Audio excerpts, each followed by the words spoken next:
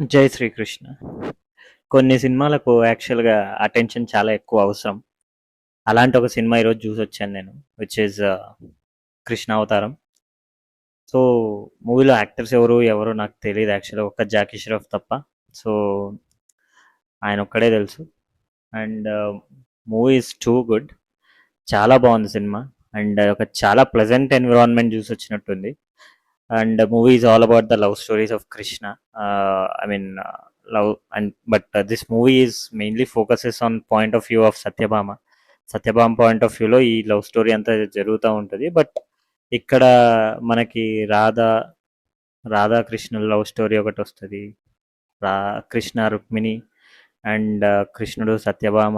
So వీళ్ళ ముగ్గురు love స్టోరీలు కవర్ చేస్తారు. అలాగే జాంబవంతుడుతో యుద్ధం జరుగుతుంది. సో జాంబవతిని తీసుకొని వస్తారు. So how all these situations happened and శమంత కోపాఖ్యానం ఎలా జరిగింది, ఇవన్నీ దీంట్లో ఫోకస్ చేసి చూపిస్తారనమాట.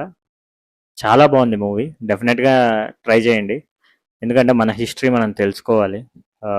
I don't want to call this us epic కానీ ఇలాంటివన్నీ కాదు. మన హిస్టరీ ఇది. మన హిస్టరీ మనం తెలుసుకోవాలి. So beautiful visuals, beautiful music. Music చాలా సూదింగ్గా ఉంటుంది సినిమాలో యాక్చువల్గా. And excellent writing as well.